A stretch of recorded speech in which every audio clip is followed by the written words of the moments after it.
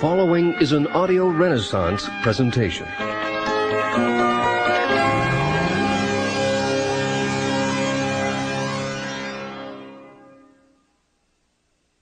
Hello, I'm Bill Hartley, president of Audio Renaissance. I'm very pleased to introduce you to this special 2-cassette edition of Napoleon Hill's classic, Think and Grow Rich, co-produced by Audio Renaissance Tapes and Cassette Productions Unlimited. This unique presentation of Think and Grow Rich combines excerpts from the book read by Joe Slattery with personal anecdotes told by the author himself, Napoleon Hill. Because there's so much valuable information contained in every minute of this 2-hour program, we've included a self-help success manual designed for you to use along with the audio cassettes. We hope that it'll assist you in organizing your study of Napoleon Hill's philosophy of success, and that it'll become a record of your personal growth as you think and grow rich. Just before we begin, I'd like to give you the following information from the publisher's preface. Think and Grow Rich by Napoleon Hill, published by Fawcett Crest, New York, copyright 1937 by Napoleon Hill. Revised edition, copyright 1960 by Combined Registry Company. Copyright under International and Pan American Copyright Conventions. All rights reserved and transferred, January 1963, to Napoleon Hill Foundation, Charleston, South Carolina. And now, here's Joe Slattery with Napoleon Hill and our special presentation of Think and Grow Rich.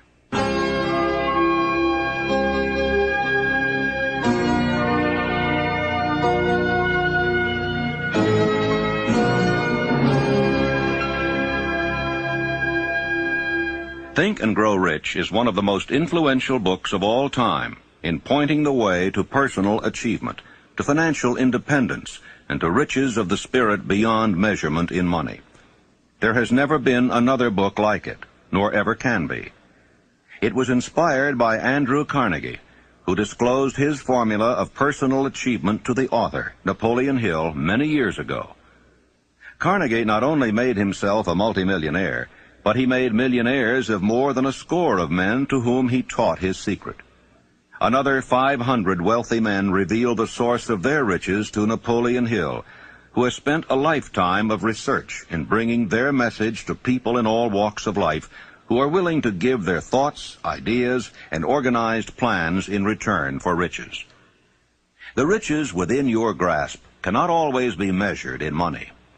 There are great riches in lasting friendships, harmonious family relationships, sympathy and understanding between business associates, an inner harmony which brings peace of mind measurable only in spiritual values.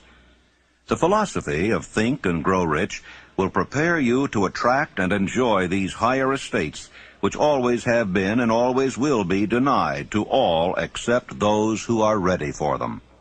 Everyone desires to be rich, but not everyone knows what constitutes enduring riches. And most people believe riches to consist only in material things that money can buy. Now here is a list of the 12 things which constitute real riches. Number 1, a positive mental attitude. Observe that it heads the list. And second, sound physical health. And third, harmony in human relations. And fourth, freedom from fear. And fifth, the hope of future achievement. And sixth, the capacity for applied faith. And 7, willingness to share one's blessings with others. 8, to be engaged in a labor of love. 9, an open mind on all subjects toward all people. 10, complete self-discipline. 11, wisdom with which to understand people. And 12, financial security. Observe, if you will, with great benefit, the fact that money comes at the end of the list of the 12 things that make men rich. Be prepared when you begin to put the philosophy of Think and Grow Rich into action for a changed life which will not only ease the trials and stresses of living, but will also prepare you for the accumulation of material riches in abundance. In every chapter of this book, mention has been made of the money-making secret which has made fortunes for hundreds of exceedingly wealthy men whom I have carefully analyzed over a long period of years. If you are ready to put it to use, you will recognize this secret at least once in every chapter. I wish I might feel privileged to tell you how you will know if you are ready, but that would deprive you of much of the benefit you will receive when you make the discovery in your own way.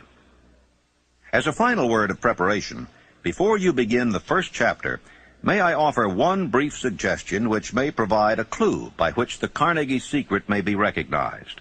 It is this: all achievement, all earned riches have their beginning in an idea. If you are ready for the secret, you already possess one half of it. Therefore, you will readily recognize the other half the moment it reaches your mind. When you begin to think and grow rich, you will observe that riches begin with a state of mind, with definiteness of purpose, with little or no hard work. You and every other person ought to be interested in knowing how to acquire that state of mind which will attract riches. I spent 25 years in research because I too wanted to know how wealthy men became that way. My brother and I had matriculated at Georgetown University Law School intending to become lawyers. We didn't have any money, but I did have the ability to write, and I promised that I would write stories about successful men, sell them to the magazines, and pay our way through. And my first assignment, fortunately, was with Andrew Carnegie in Pittsburgh. He gave me 3 hours. And when the 3 hours were over, he said, now, this interview is just beginning. Come on out the house, stay all night, and after dinner we'll take up the interview again. He kept me there 3 days and nights. And believe you me, I was more than flattered. I wondered what it was all about. He kept talking to me about the need for a new philosophy. He said, we've had many philosophies from the days of Socrates and Plato on down to the days of William James and Emerson, but most of them dealt with the moral laws of life. What we need is an economic philosophy for the man of the streets that will enable him to make use of the know-how gained by men like myself over a lifetime of experience.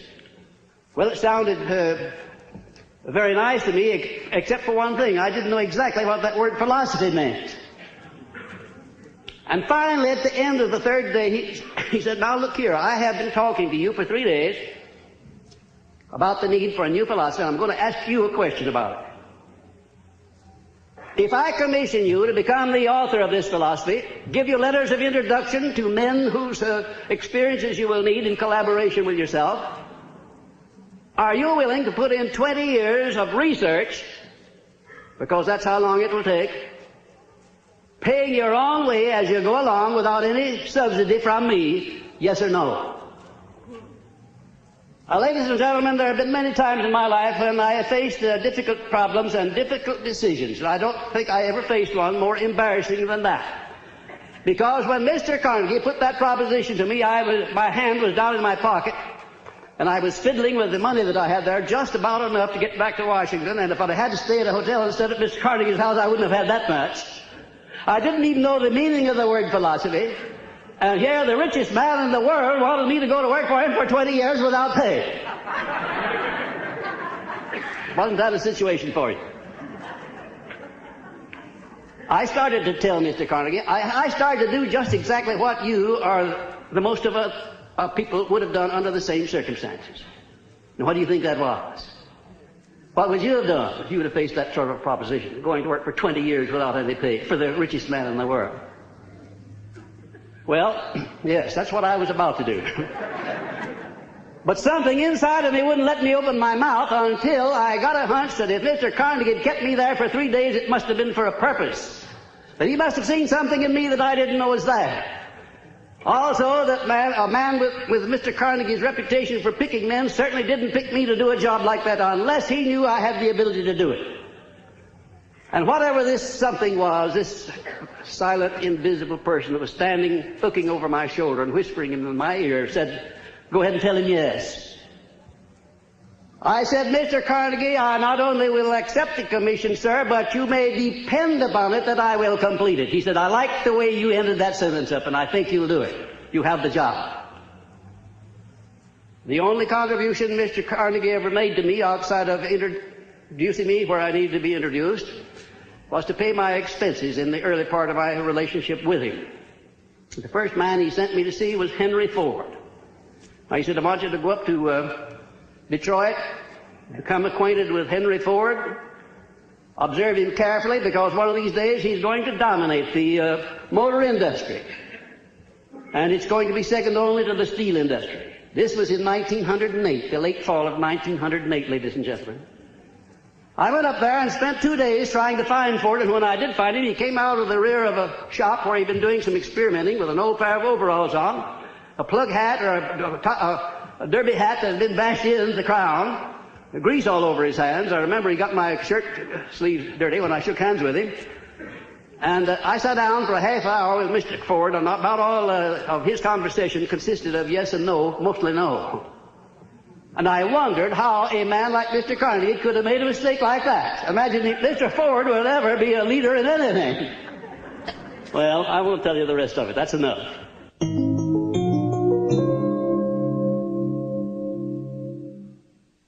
Desire. The starting point of all achievement. The first step toward riches. A long while ago, a great warrior faced a situation which made it necessary for him to make a decision which ensured his success on the battlefield. He was about to send his armies against a powerful foe, whose men outnumbered his own. He loaded his soldiers into boats, sailed to the enemy's country, unloaded soldiers and equipment, then gave the order to burn the ships that had carried them. Addressing his men before the first battle, he said, "You see the boats going up in smoke. That means that we cannot leave these shores alive unless we win. We now have no choice. We win or we perish." They won. Every person who wins in an undertaking must be willing to burn his ships and cut all sources of retreat. Only by so doing can one be sure of maintaining that state of mind known as a burning desire to win, essential to success. Every human being who reaches the age of understanding of the purpose of money wishes for it. Wishing will not bring riches, but desiring riches with a state of mind that becomes an obsession, then planning definite ways and means to acquire riches, and backing those plans with persistence which does not recognize failure, will bring riches. 6 ways to turn desires into gold. The method by which desire for riches can be transmuted into its financial equivalent consists of 6 definite practical steps. That is, first, fix in your mind the exact amount of money you desire. It is not sufficient merely to say, "I want plenty of money." Be definite as to the amount. There is a psychological reason for definiteness, which will be described in a subsequent chapter. Second, determine exactly what you intend to give in return for the money you desire. There is no such reality as something for nothing. Third, establish a definite date when you intend to possess the money you desire. Fourth, create a definite plan for carrying out your desire, and begin at once, whether you are ready or not, to put this plan into action. Fifth, write out a clear, concise statement of the amount of money you intend to acquire, name the time limit for its acquisition, state what you intend to give in return for the money, and describe clearly the plan through which you intend to accumulate it. Sixth, read your written statement aloud twice daily, once just before retiring at night and once after arising in the morning. As you read, see and feel and believe yourself already in possession of the money. It is important that you follow the instructions described in these 6 steps. It is especially important that you observe and follow the instructions in the 6th paragraph. You may complain that it's impossible for you to see yourself in possession of money before you actually have it. Here is where a burning desire will come to your aid. If you truly desire money so keenly that your desire is an obsession, you will have no difficulty in convincing yourself that you will acquire it. The object is to want money and to become so determined to have it that you convince yourself you will have it. Can you imagine yourself a millionaire? To the uninitiated, who has not been schooled in the working principles of the human mind, these instructions may appear impractical. It may be helpful to all who fail to recognize the soundness of the 6 steps to know that the information they convey was received from Andrew Carnegie, who began as an ordinary laborer in the steel mills, but managed, despite his humble beginning, to make these principles yield him a fortune of considerably more than $100 million. It may be a further help to know that the 6 steps here recommended were carefully scrutinized by the late Thomas A. Edison, who placed his stamp of approval upon them as being not only the steps essential for the accumulation of money, but for the attainment of any goal. The steps call for no hard labor. They call for no sacrifice. They do not require one to become ridiculous or credulous. To apply them calls for no great amount of education. But the successful application of these 6 steps does call for sufficient imagination to enable one to see and to understand that accumulation of money cannot be left to chance, good fortune, and luck. One must realize that all who have accumulated great fortunes first did a certain amount of dreaming, hoping, wishing, desiring, and planning before they acquired money. You may as well know right here that you can never have riches in great quantity unless you can work yourself into a white heat of desire for money and actually believe you will possess it.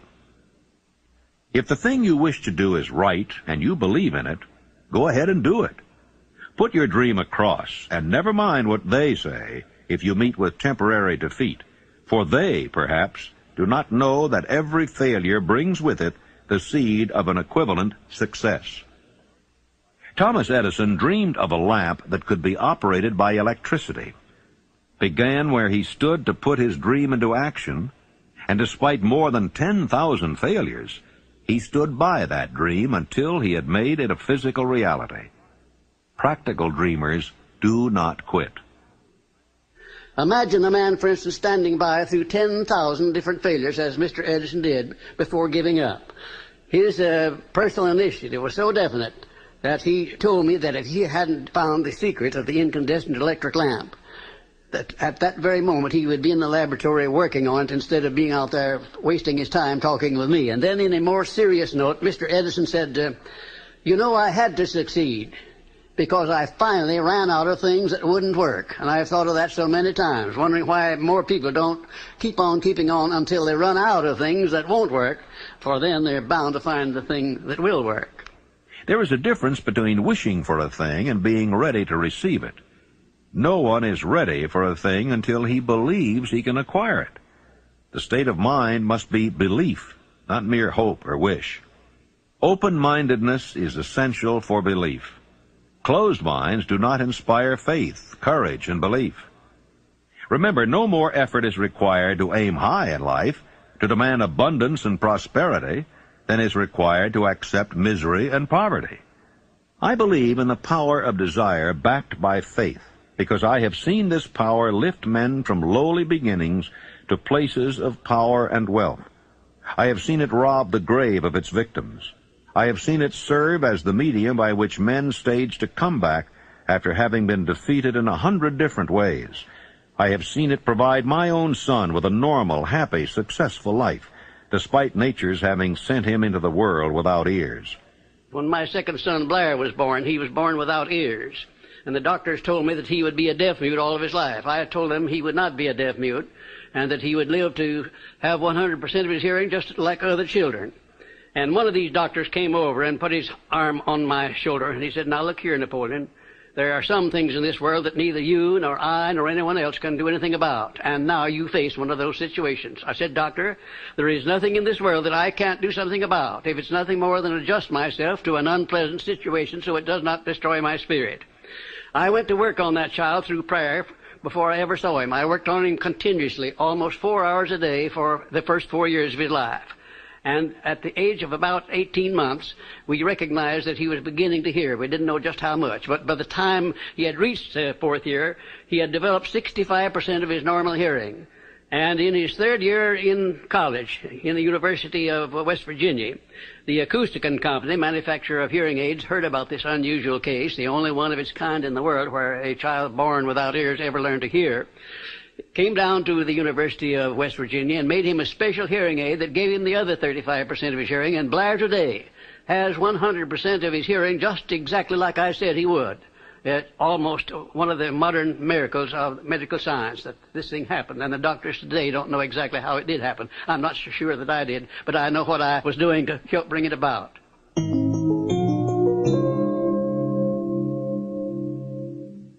Faith is the head chemist of the mind. When faith is blended with thought, the subconscious mind instantly picks up the vibration, translates it into its spiritual equivalent, and transmits it to infinite intelligence, as in the case of prayer. The emotions of faith, love, and sex are the most powerful of all the major positive emotions.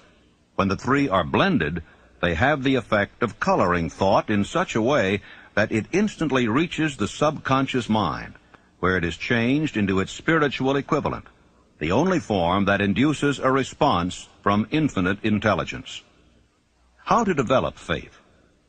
There comes now a statement which will give a better understanding of the importance the principle of autosuggestion assumes in the transmutation of desire into its physical or monetary equivalent. Namely, faith is a state of mind which may be induced or created by affirmation or repeated instructions to the subconscious mind through the principle of autosuggestion. Repetition of affirmation of orders to your subconscious mind is the only known method of voluntary development of the emotion of faith. No one is doomed to bad luck. There are millions of people who believe themselves doomed to poverty and failure because of some strange force over which they believe they have no control. They are the creators of their own misfortunes because of this negative belief, which is picked up by the subconscious mind and translated into its physical equivalent. In language which any normal human being can understand, we will describe all that is known about the principle through which faith may be developed where it does not already exist. Have faith in yourself, faith in the infinite. Before we begin, you should be reminded again that faith is the eternal elixir which gives life, power, and action to the impulse of thought. The foregoing sentence is worth reading a second time, and a third, and a fourth. It is worth reading aloud. Faith is the starting point of all accumulation of riches. Faith is the basis of all miracles and all mysteries which cannot be analyzed by the rules of science. Faith is the only known antidote for failure. Faith is the element, the chemical, which, when mixed with prayer, gives one direct communication with infinite intelligence. Faith is the element which transforms the ordinary vibration of thought created by the finite mind of man into the spiritual equivalent.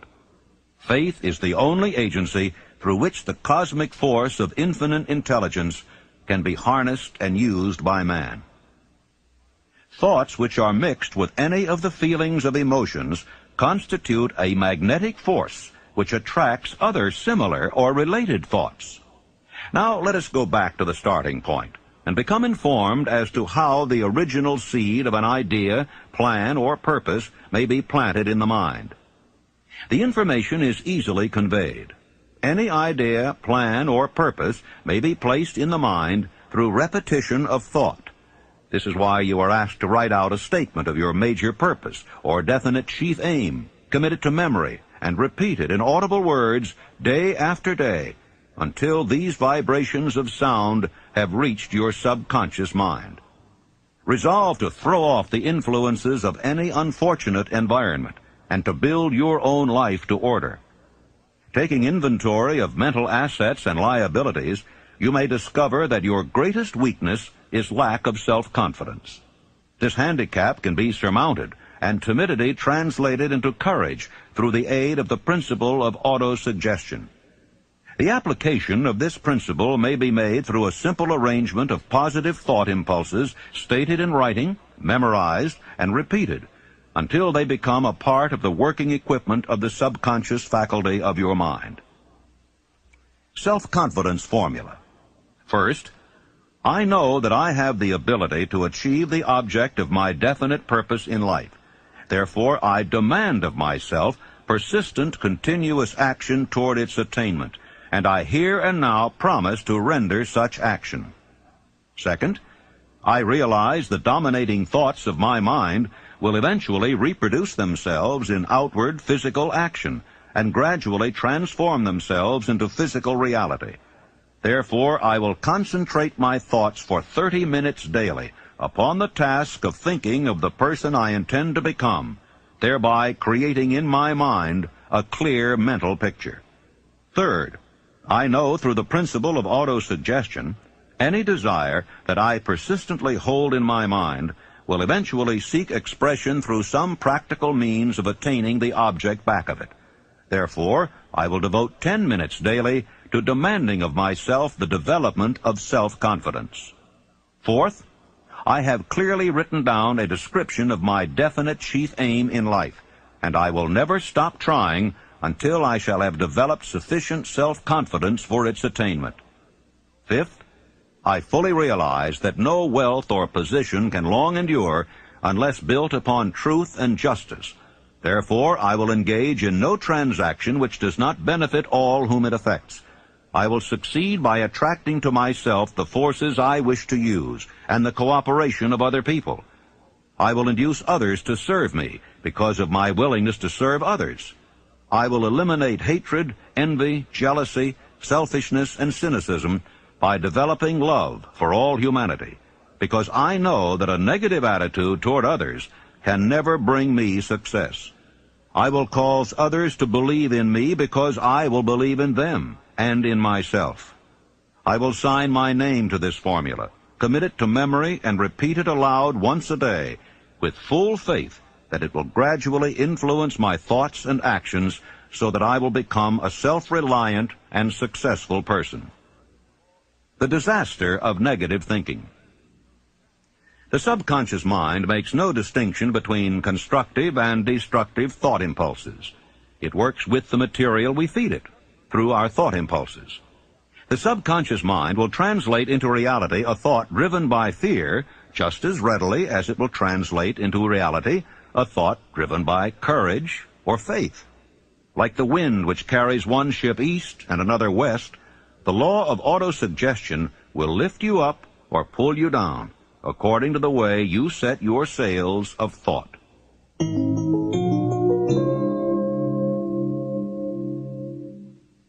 Autosuggestion, the medium for influencing the subconscious mind, the third step toward riches. Autosuggestion is a term which applies to all suggestions and all self-administered stimuli which reach one's mind through the five senses. Stated in another way, autosuggestion is self-suggestion. It is the agency of communication between that part of the mind where conscious thought takes place, and that which serves as the seat of action for the subconscious mind. See and feel money in your hands. You were instructed in the last of the 6 steps described in the chapter on desire to read aloud twice daily the written statement of your desire for money, and to see and feel yourself in possession of the money. By following these instructions, you communicate the object of your desire directly to your subconscious mind in a spirit of absolute faith. Through repetition of this procedure, you voluntarily create thought habits which are favorable to your efforts to transmute desire into its monetary equivalent. Remember, therefore, when reading aloud the statement of your desire, through which you are endeavoring to develop a money consciousness, that the mere reading of the words is of no consequence unless you mix emotion or feeling with your words. Your subconscious mind recognizes and acts only upon thoughts which have been well mixed with emotion or feeling. Plain, unemotional words do not influence the subconscious mind. You will get no appreciable results until you learn to reach your subconscious mind with thoughts or spoken words which have been well emotionalized with belief. Do not become discouraged if you cannot control and direct your emotions the first time you try to do so. Remember, there is no such possibility as something for nothing. You cannot cheat, even if you desire to do so. The price of ability to influence your subconscious mind is everlasting persistence in applying the principles described here. You cannot develop the desired ability for a lower price. You and you alone must decide whether or not the reward for which you are striving, the money consciousness, is worth the price you must pay for it in effort. Your ability to use the principle of autosuggestion will depend very largely upon your capacity to concentrate upon a given desire until that desire becomes a burning obsession.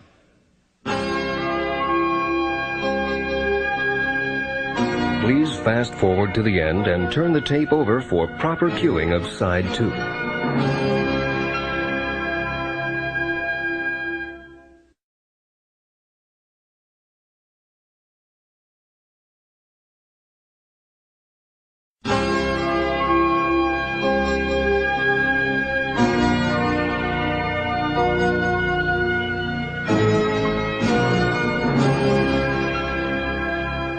Six steps to stimulate your subconscious mind.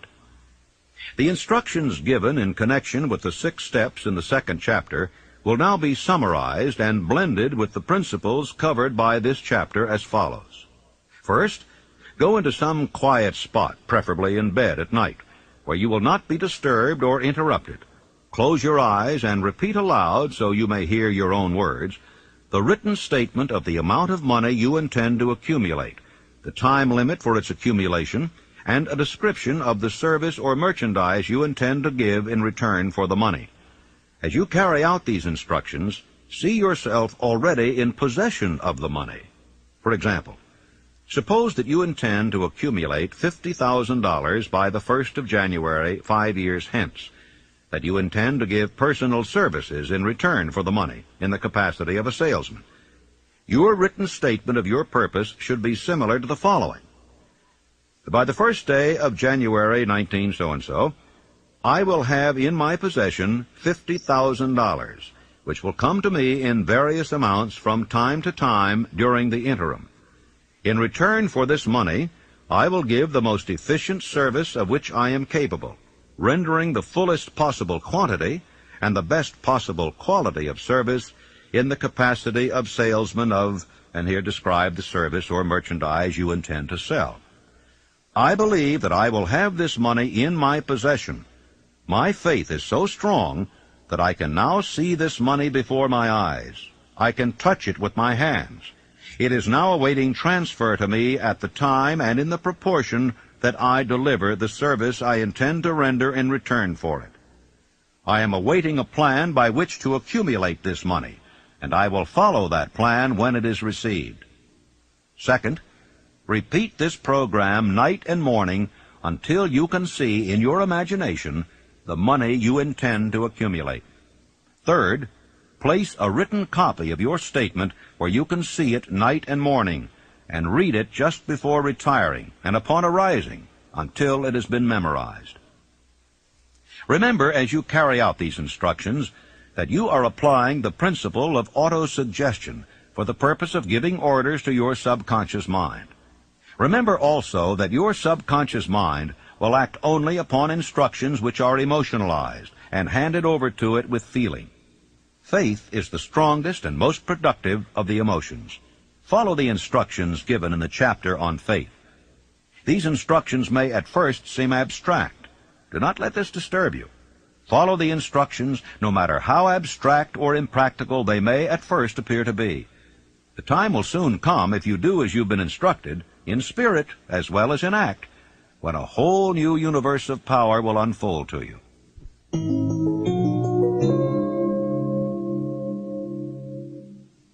Specialized knowledge, personal experiences or observations, the 4th step toward riches.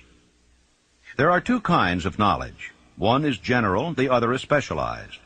General knowledge, no matter how great in quantity or variety it may be, is of but little use in the accumulation of money. The faculties of the great universities possess in the aggregate practically every form of general knowledge known to civilization. Most of the professors have but little money. They specialize on teaching knowledge, but they do not specialize on the organization or the use of knowledge. Knowledge will not attract money unless it is organized and intelligently directed through practical plans of action to the definite end of accumulation of money. Lack of understanding of this fact has been the source of confusion to millions of people who falsely believe that knowledge is power. It is nothing of the sort. Knowledge is only potential power. It becomes power only when and if it is organized into definite plans of action and directed to a definite end. This missing link in all systems of education may be found in the failure of educational institutions to teach their students how to organize and use knowledge after they acquire it. Many people make the mistake of assuming that because Henry Ford had but little schooling, he was not a man of education. Those who make this mistake do not understand the real meaning of the word educate.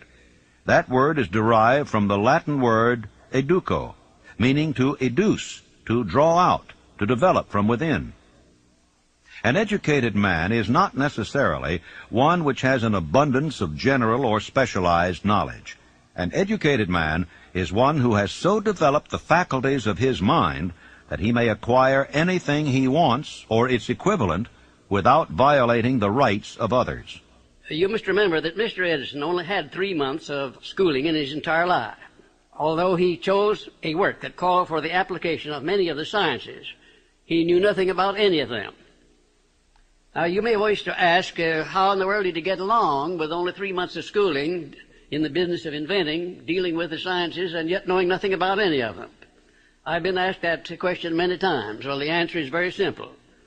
He got along by surrounding himself with men who did understand the sciences, technical men, educated men, and he used their brains just as successfully as if he had had the knowledge himself. As a matter of fact, every successful man in the upper brackets of achievement makes use of other people's knowledge and their influence and their education under the mastermind principle. Then there would be Mr. Andrew Carnegie, my sponsor. He came over to this country in the steerage, didn't have enough money to pay first-class fare on the boat.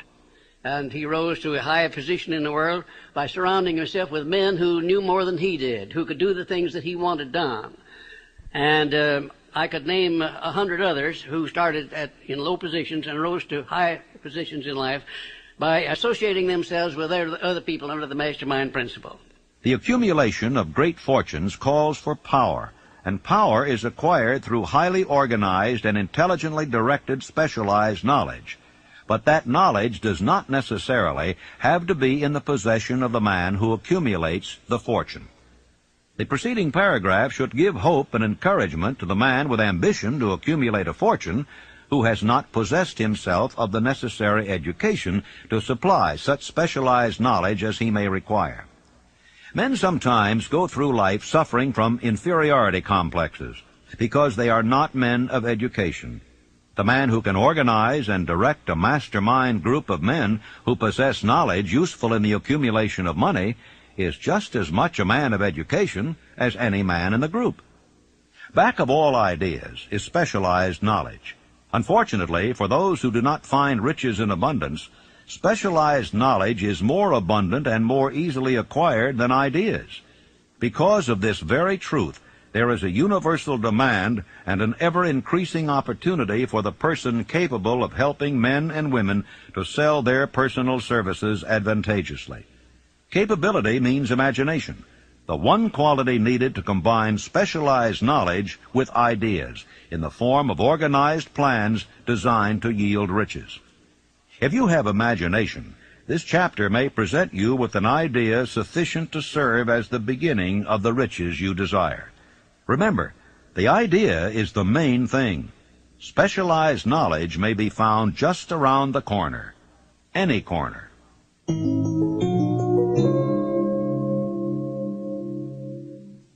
Imagination.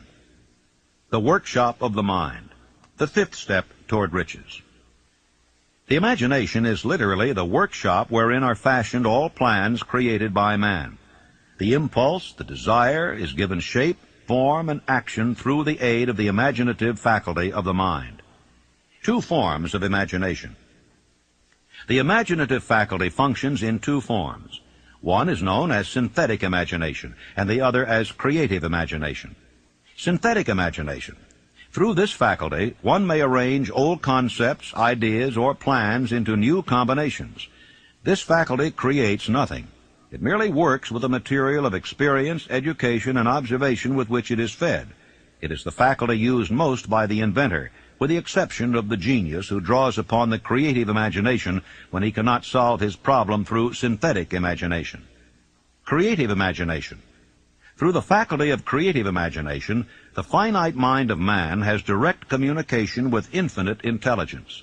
It is the faculty through which hunches and inspirations are received.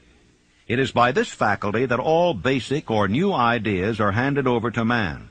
It is through this faculty that one individual may tune in or communicate with the subconscious minds of other men.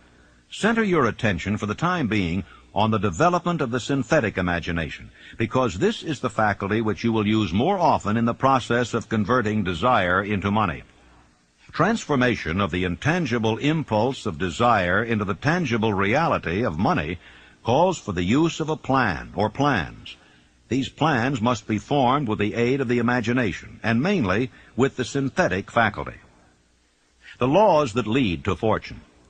The earth on which you live, you yourself, and every other material thing, are the result of evolutionary change through which microscopic bits of matter have been organized and arranged in an orderly fashion. Moreover, and this statement is of stupendous importance, this earth, every one of the billions of individual cells of your body, and every atom of matter, began as an intangible form of energy. Desire is thought impulse. Thought impulses are forms of energy.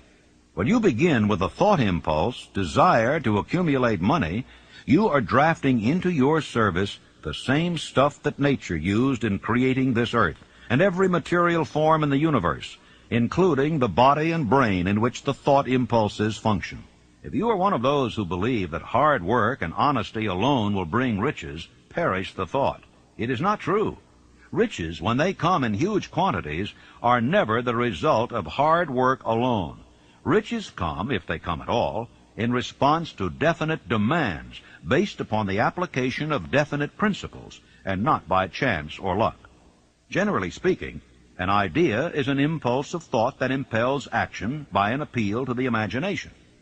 All master salesmen know that ideas can be sold where merchandise cannot. Ordinary salesmen do not know this. That is why they are ordinary. There was Clarence Saunders, one of my outstanding students of Memphis, Tennessee.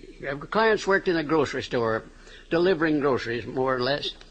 And he had a great amount of enthusiasm and also a keen imagination. And he was constantly trying to interest his employer in new and improved methods of merchandising.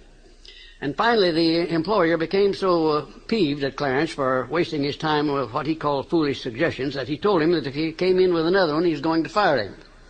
Shortly thereafter, a cafeteria was opened in Memphis, Tennessee, the first cafeteria that came there. And when Clarence went out to his lunch that day, he saw a great line of people extending out onto the sidewalk, waiting to be served in the cafeteria.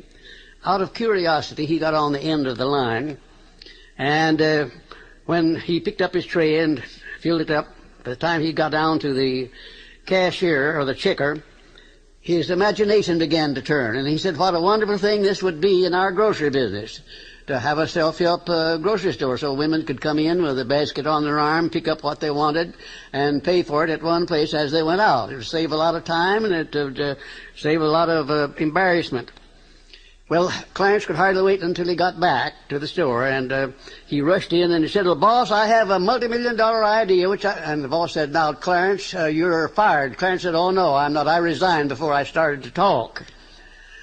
Later on, I talked to the man who was Clarence's boss, and he said as near as he could figure, every word that he used in trying to fire Clarence had cost him $1 million. Because Clarence took his idea of self-help grocery stores to a firm who financed it under the name of Piggly Wiggly Stores, and he made $4 million during the first 4 years.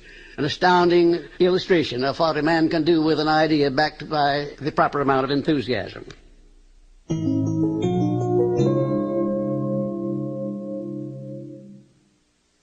Organized planning.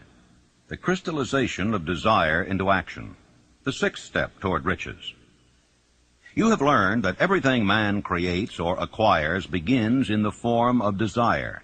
That desire is taken on the first lap of its journey from the abstract to the concrete into the workshop of the imagination, where plans for its transition are created and organized. You will now be instructed how to build plans which will be practical, namely, A, Ally yourself with a group of as many people as you may need for the creation and carrying out of your plan or plans for the accumulation of money, making use of the mastermind principle described in a later chapter. Compliance with this instruction is absolutely essential. Do not neglect it. B. Before forming your mastermind alliance, decide what advantages and benefits you may offer the individual members of your group in return for their cooperation. No one will work indefinitely without some form of compensation. No intelligent person will either request or expect another to work without adequate compensation, although this may not always be in the form of money. C. Arrange to meet with the members of your mastermind group at least twice a week, and more often if possible, until you have jointly perfected the necessary plan or plans for the accumulation of money. D. Maintain perfect harmony between yourself and every member of your mastermind group. If you fail to carry out this instruction to the letter, you may expect to meet with failure. The mastermind principle cannot obtain where perfect harmony does not prevail. Keep in mind these facts. First, you are engaged in an undertaking of major importance to you.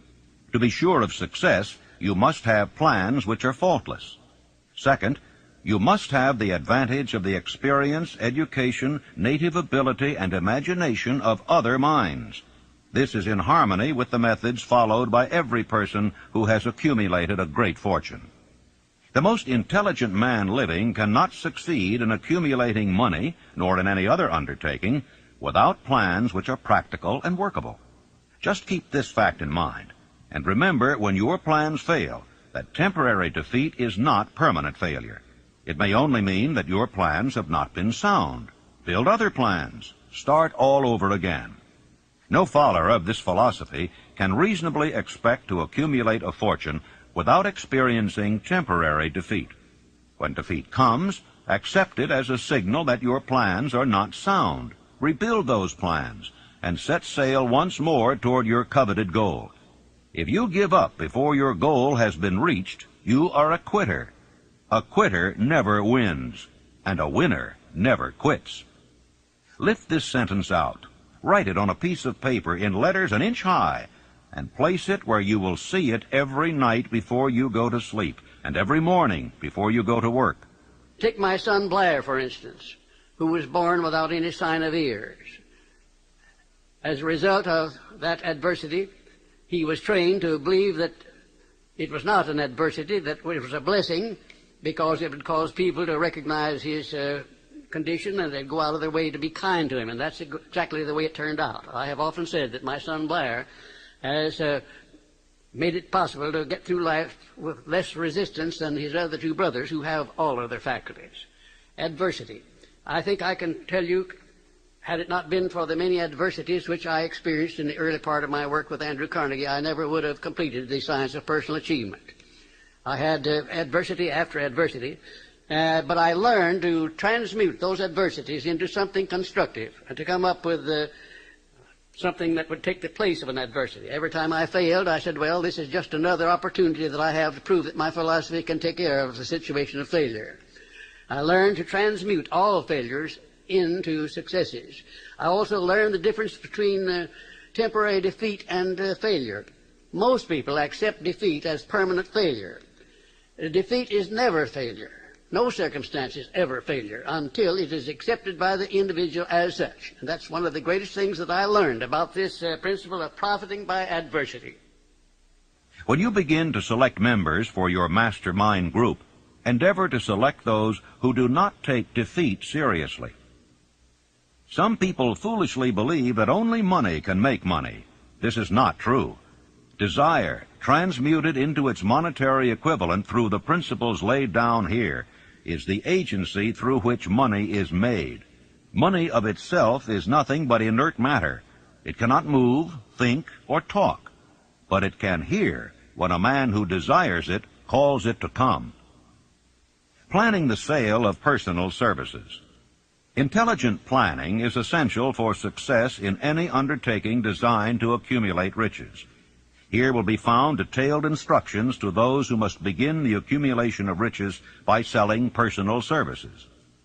It should be encouraging to know that practically all the great fortunes began in the form of compensation for personal services, or from the sale of ideas.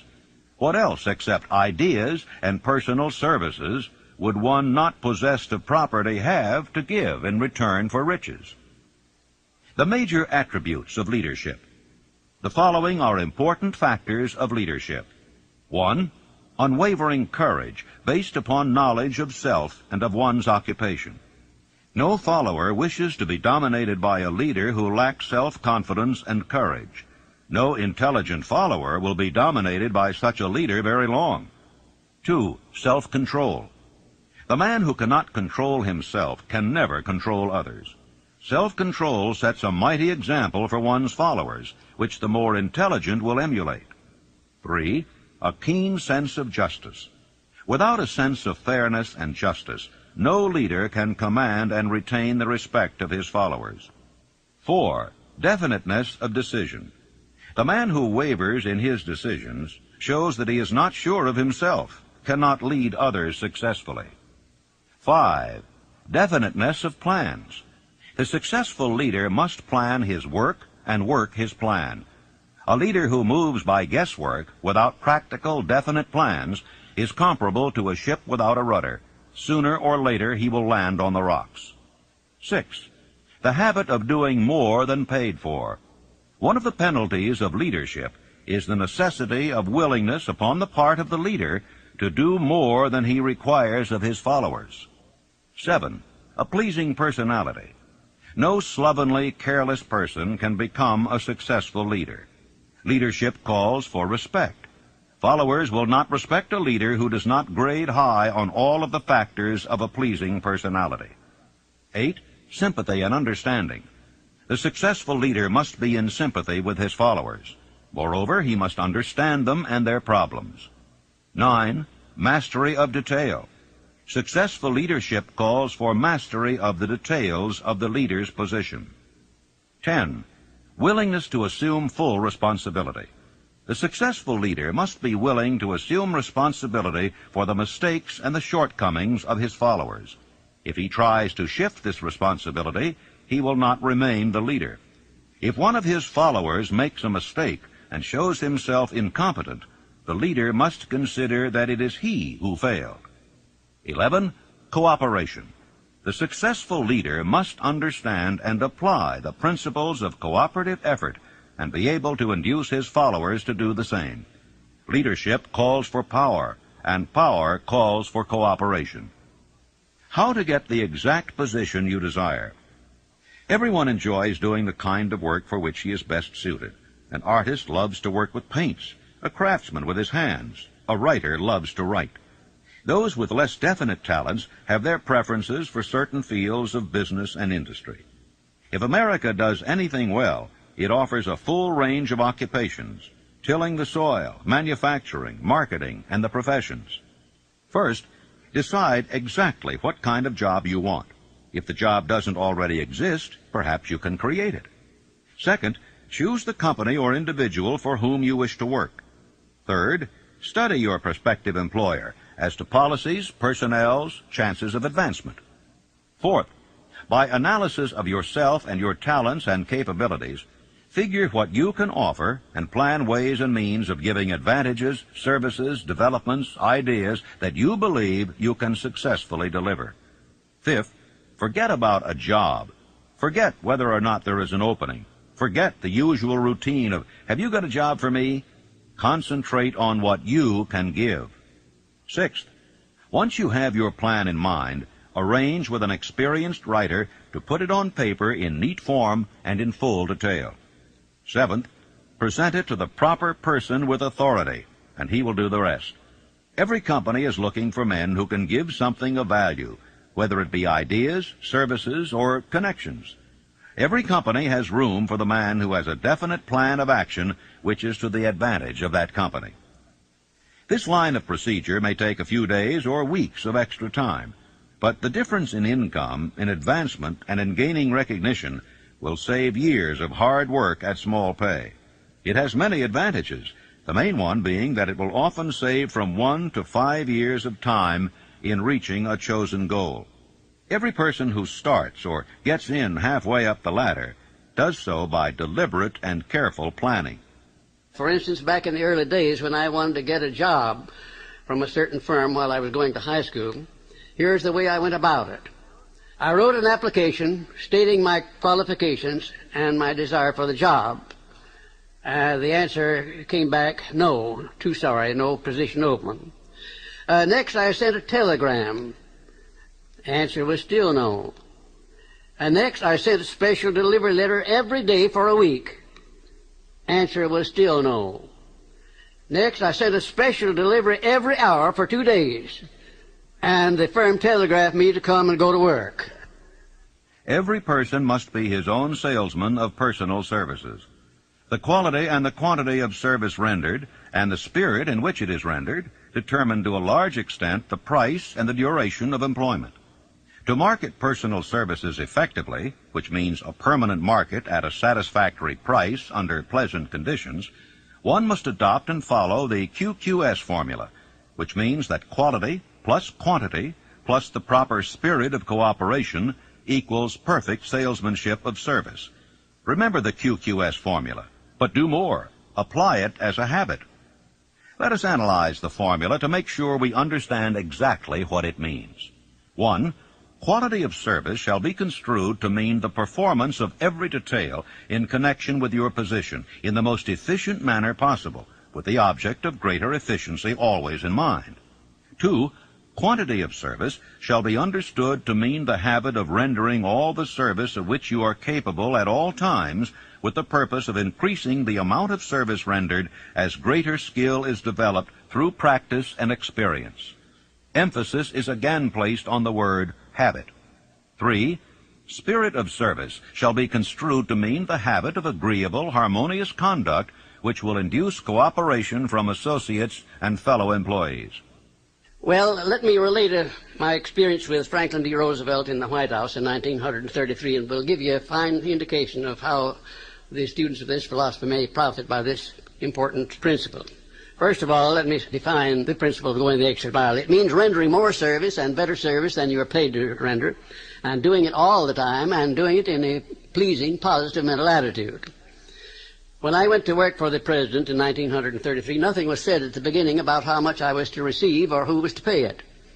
And I had been there about 3 months when one day Franklin D. Roosevelt asked me who was paying my salary and how much I was getting. And I said, well, Mr. President, that's something I would like to know myself. I haven't heard anything about it. And we talked on for a little while, and I said, well, now, Mr. President, you know, I have been serving you ever since you were Assistant Secretary of the Navy, and particularly while you were Governor of New York. And you will recall, of course, that up to this time I have never rendered you a bill or asked you to pay me $1 for my services, and I'm not going to start now. But if you insist upon it, suppose you put me on the payroll at $1 a year. And that's exactly what he did. Well, I took my typewriter down to the White House, and when I wasn't actually serving the President or some member of his staff or cabinet, I started writing books. I wrote 6 books that first year, among them Think and Grow Rich, the book that has made me popular all over the world, you might say. I had no intention of publishing that book when I was writing it. I was writing it to myself to keep my mind positive in those days of chaos. Well, some 3 years after I left the service of the President, I got out these manuscripts and read them, and I made up my mind that the only one worth publishing was Think and Grow Rich. And when I took it to my publisher, he said, well, what is in this book that leads you to believe it would sell? I said, you will have to read it to find out. He took it home with him and read it. He had his whole staff read it paragraph by paragraph, and then they took a vote on it, and they voted unanimously that it was the best manuscript that ever came to that publishing house. They printed it, put it to work, and it's been selling as a bestseller all over the world up to this time. It has grossed over $18 million, and probably will gross many more millions of dollars while I'm still alive. It's been translated into many languages. It was endorsed by Mahatma Gandhi and distributed widely throughout India. It went from there to Brazil, where it was translated into the Portuguese language and is widely distributed throughout Latin America. And I think if you'll stop and consider the wages that I asked, the wages that I received of $1 a year, and the service that I gave for that, you'll recognize what can be accomplished by going the extra mile. Now, let me give you some of the benefits that comes from going the extra mile. Well, it places the law of increasing returns squarely back of one. It brings one to the favorable attention of those who can and do provide opportunities for self-promotion. It tends to permit one to become indispensable in many different human relationships, and therefore enables one to command more than average compensation. It leads to a mental growth and physical perfection in various forms of service, thereby developing greater ability and skill in one's chosen vocation. It protects one against the loss of employment and places one in a position to choose his own job and working conditions. It enables one to profit by the law of contrast, because the majority of people do not practice the habit of going the extra mile. As a matter of fact, the majority of people don't even go the first mile. And it leads to the development of a positive, pleasing personal attitude, which is among the more important traits of a pleasing personality. And it tends to develop a keen, alert imagination, as it is a habit which keeps one continuously seeking new and more efficient ways of rendering service. It definitely serves to develop self-reliance. It serves also to build the confidence of others in one's integrity. And it is the only logical reason to justify one in asking for a promotion or for more wages, because if a man is not doing any more than he's paid for, then obviously he has no right to ask for more pay.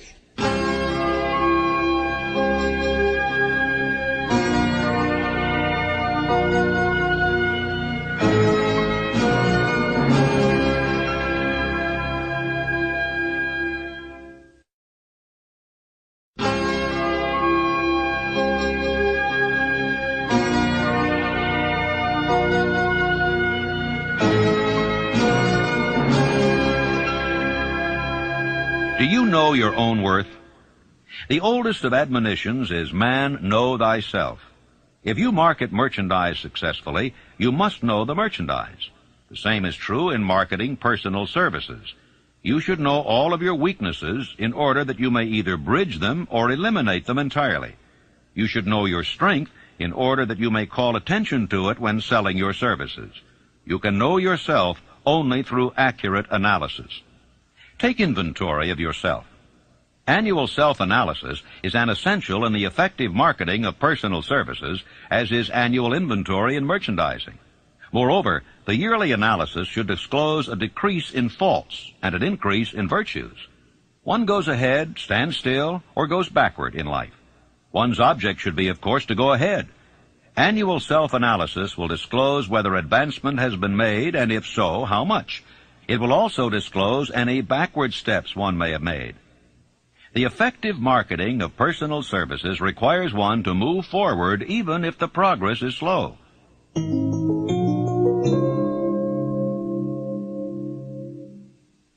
Decision. The mastery of procrastination. The seventh step toward riches.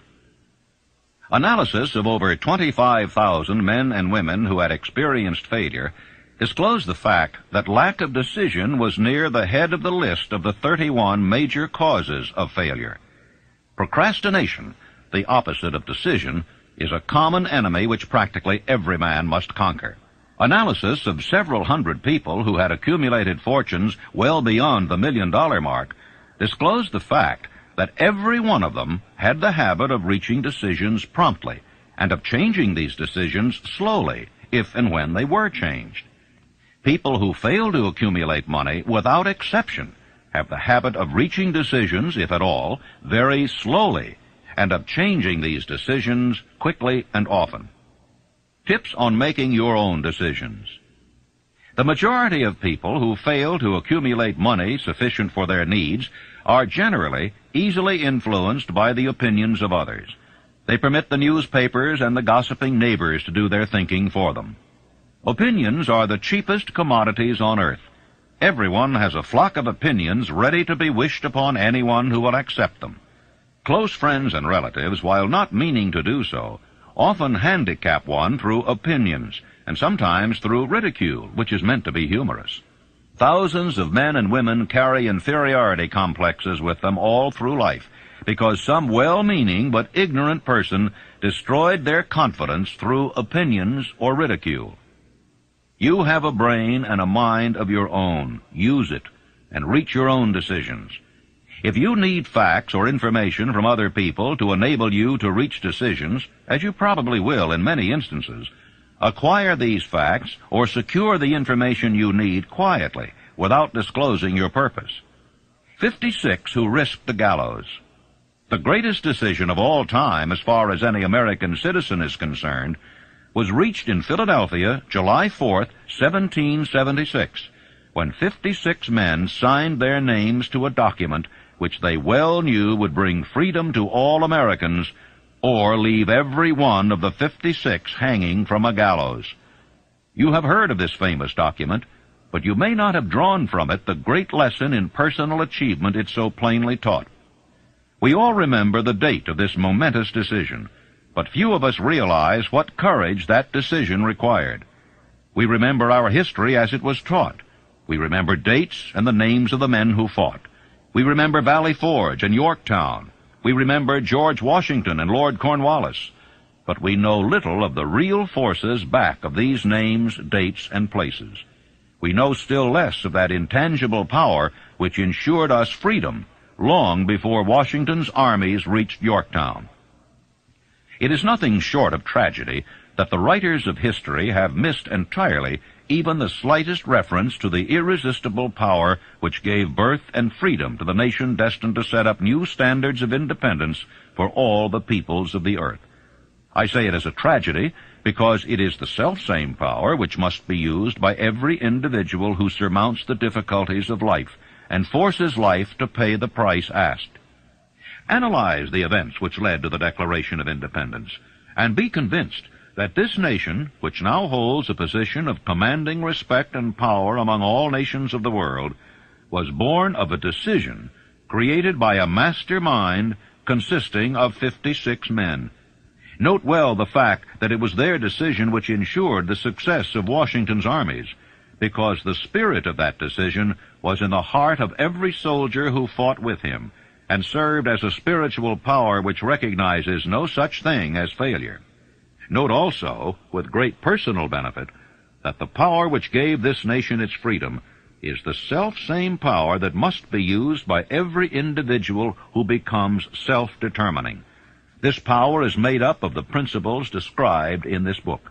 It will not be difficult to detect in the story of the Declaration of Independence at least 6 of these principles: desire, decision, faith, persistence, the mastermind, and organized planning.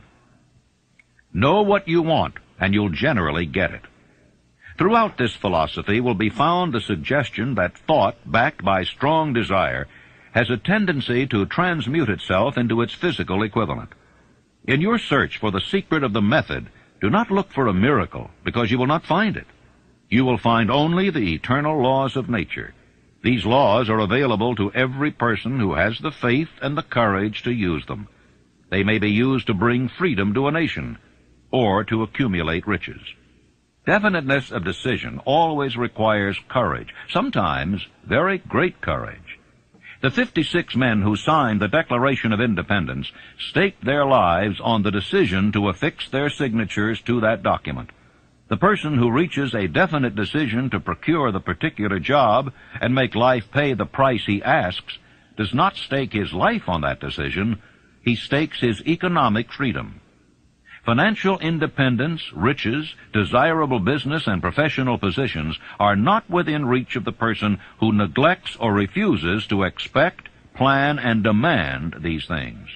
The person who desires riches in the same spirit that Samuel Adams desired freedom for the colonies is sure to accumulate wealth.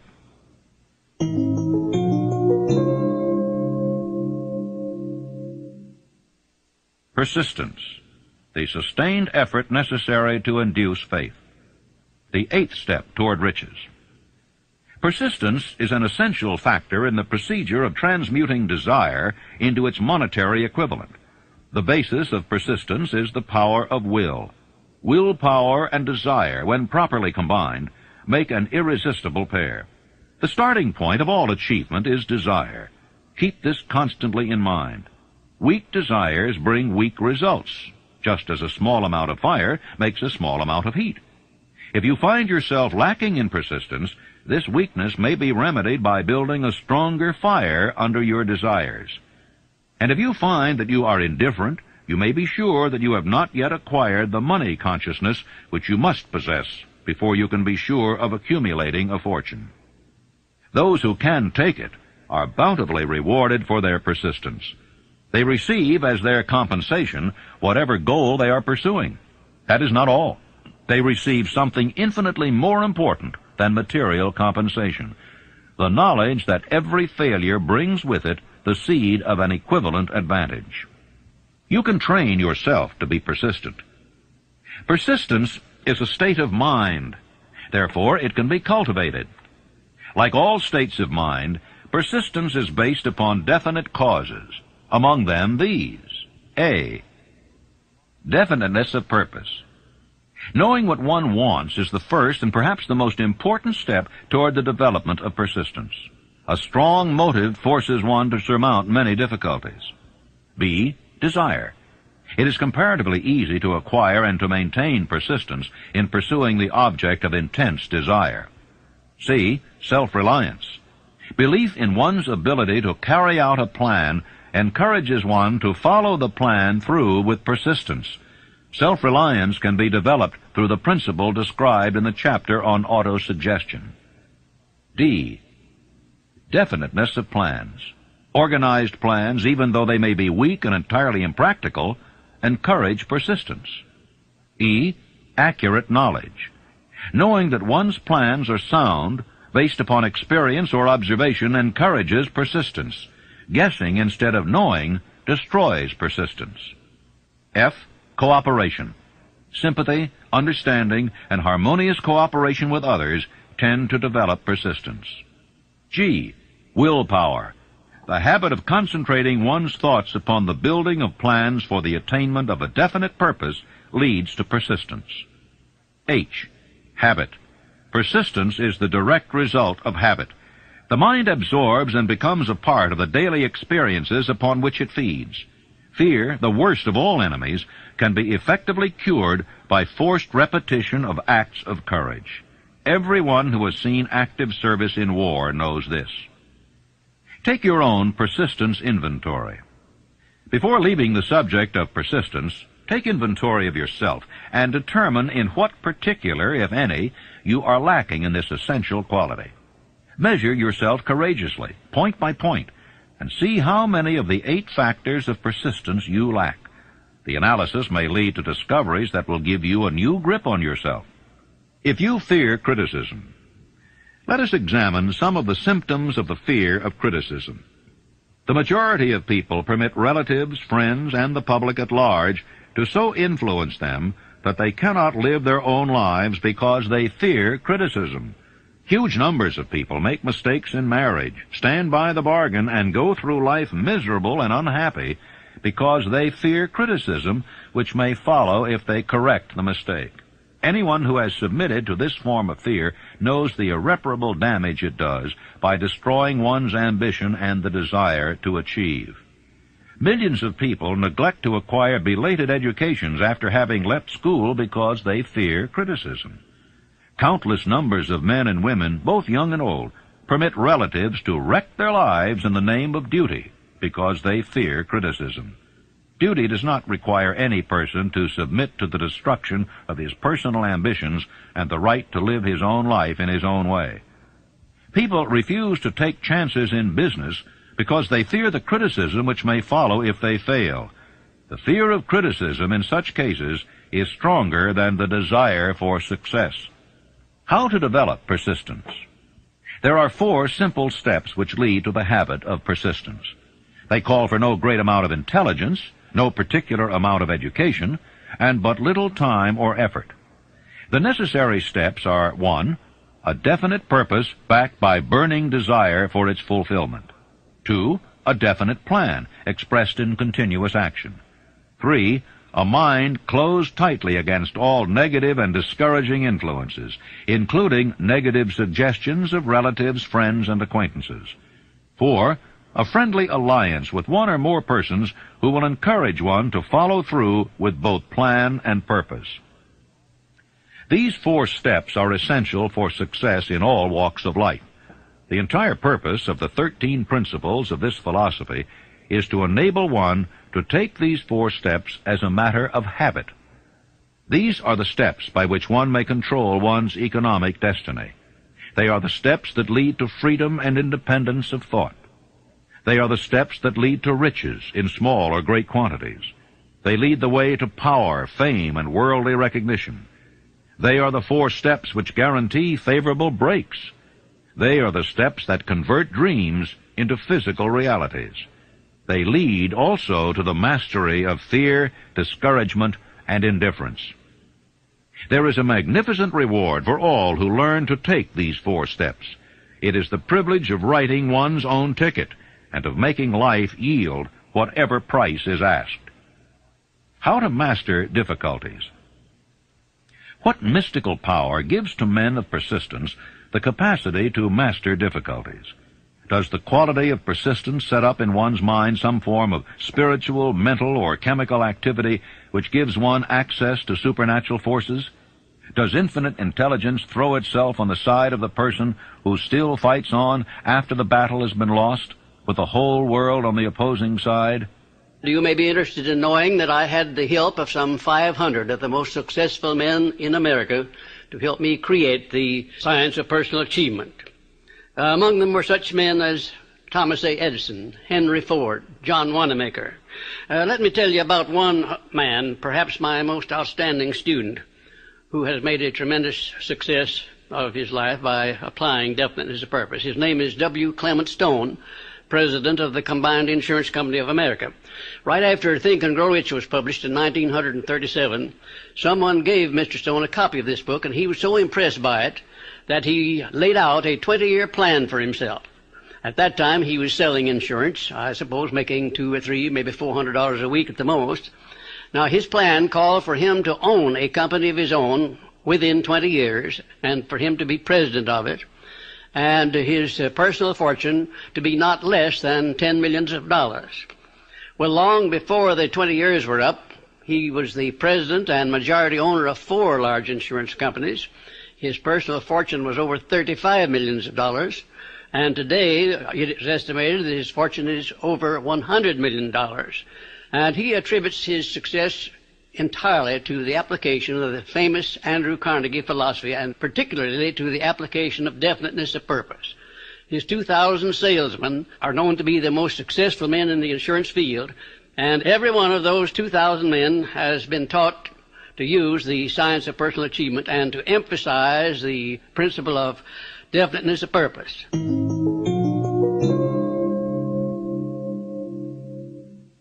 Power of the mastermind, the driving force, the 9th step toward riches.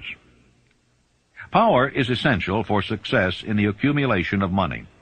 Plans are inert and useless without sufficient power to translate them into action. This chapter will describe the method by which an individual may attain and apply power.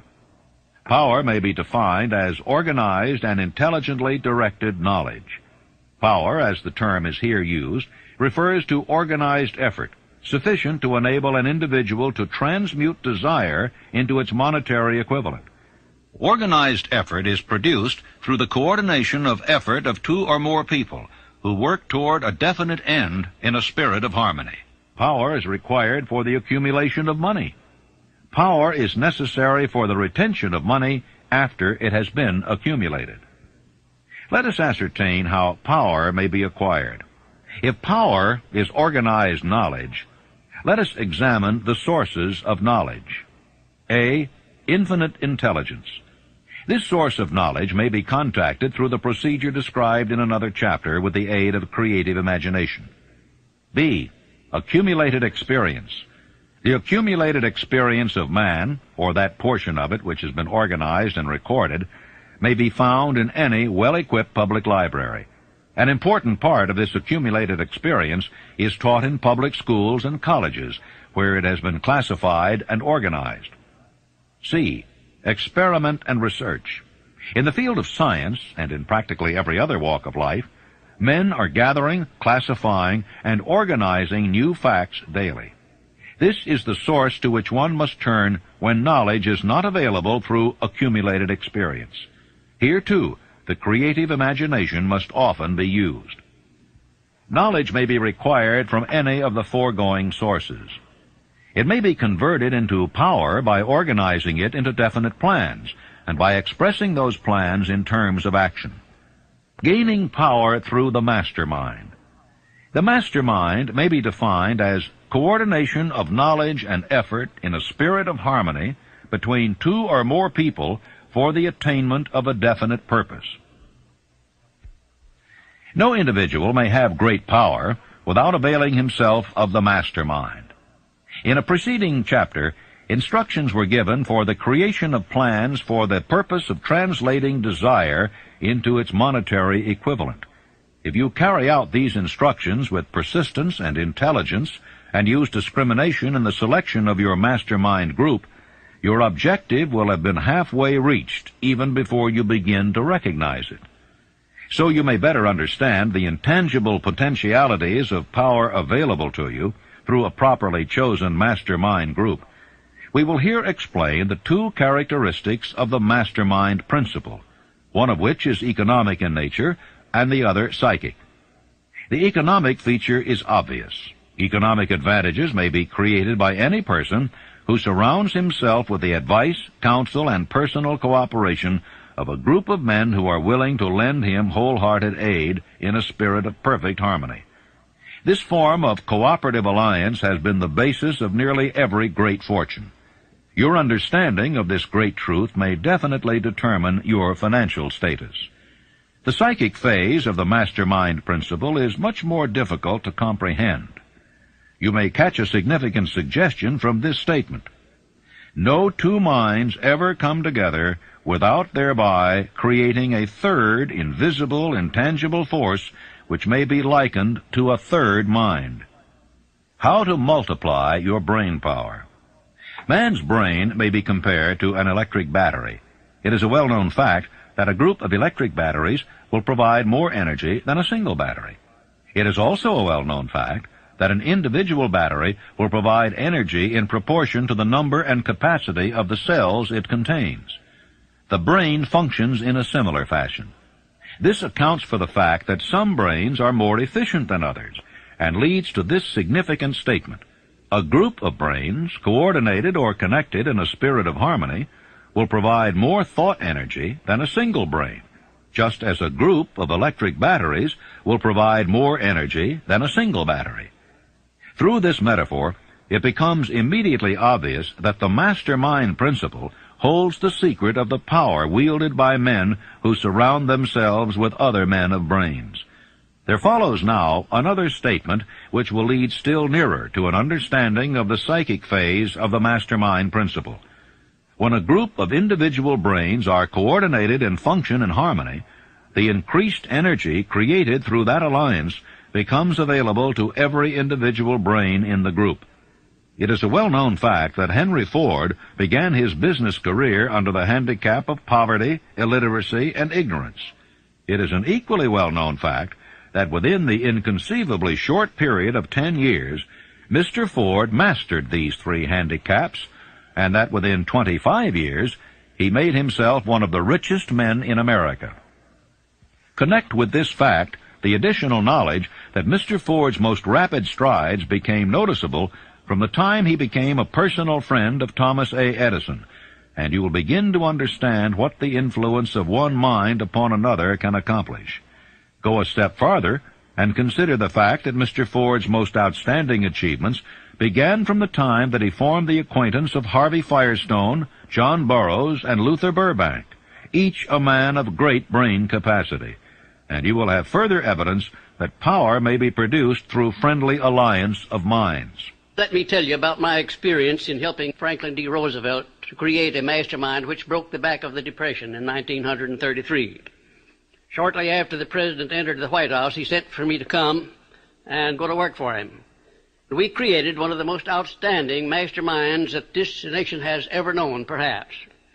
It consisted of both houses of Congress working in harmony with the President. something that never had been done before and never has been done since, probably to the extent that we accomplished it there in 1933. The majority of the newspaper publishers of America, regardless of their political leanings, practically every one of them got behind the president as a result of this mastermind operation which we set up at the White House. And the radio station operators, without any reference whatsoever to their political leanings, they got behind the president and they used the material which I prepared to send out to go over the air. In other words, material that we used to sell the good features of the United States instead of dwelling upon the bad ones. And then the churches of all denominations, I have never seen such a job as they did. The priests and the clergymen of all denominations went into their pulpits and they did a wonderful job of selling the United States of America to the people. Then the leaders of both the major political parties, they crossed party lines. There were no Democrats and no Republicans, no anything else in Congress. They were nothing but Americans helping the President of the United States to bring this country out of chaos. And then most of all, there was a majority of the American people of all political and religious leanings. I have never seen the people of the United States get behind a president so squarely as they did behind FDR in those perilous days of 1933. Now here was a mastermind alliance that served a great purpose at a time of need. And I hope to see the time come when I may contribute my services in building a mastermind alliance that will permanently serve the President of the United States as it did in 1933.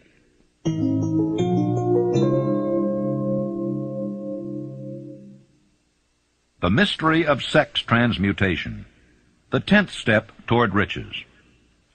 The meaning of the word transmute is, in simple language, the changing or transferring of one element or form of energy into another. The 10 stimuli of the mind. The human mind responds to stimuli through which it may be keyed up to high rates of vibration, known as enthusiasm, creative imagination, intense desire, and so on.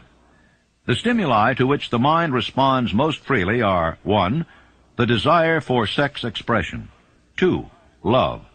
3. A burning desire for fame, power, or financial gain, money. 4. Music. 5.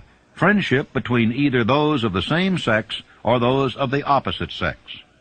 6. A mastermind alliance based upon the harmony of 2 or more people who ally themselves for spiritual or temporal advancement. 7. Mutual suffering, such as that experienced by people who are persecuted. 8. Autosuggestion. 9. Fear. 10. Narcotics and alcohol. The desire for sex expression comes at the head of the list of stimuli, which most effectively step up the mind and start the wheels of physical action. 8 of these stimuli are natural and constructive. 2 are destructive. When brain action has been stimulated through one or more of the 10 mind stimulants, it has the effect of lifting the individual far above the horizon of ordinary thought and permits him to envision distance, scope, and quality of thoughts not available on the lower plane, such as that occupied while one is engaged in the solution of the problems of business and professional routine. The world is ruled and the destiny of civilization is established by the human emotions. People are influenced in their actions not by reason so much as by feelings. The creative faculty of the mind is set into action entirely by emotions, and not by cold reason. The most powerful of all human emotions is that of sex. There are other mind stimulants, some of which have been listed, but no one of them, nor all of them combined, can equal the driving power of sex. A mind stimulant is any influence which will either temporarily or permanently increase the intensity of thought. The 10 major stimulants described are those most commonly resorted to.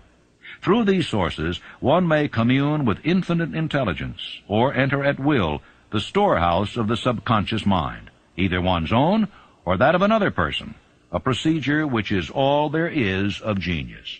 The emotion of sex is an irresistible force against which there can be no such opposition as an immovable body. When driven by this emotion, men become gifted with a superpower for action.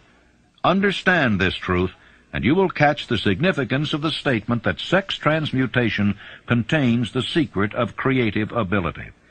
The transmutation of sex energy calls for the exercise of willpower, to be sure, but the reward is worth the effort. The desire for sexual expression is inborn and natural. The desire cannot and should not be submerged or eliminated, but it should be given an outlet through forms of expression which enrich the body, mind, and spirit of man. Sex alone is a mighty urge to action, but its forces are like a cyclone. They are often uncontrollable.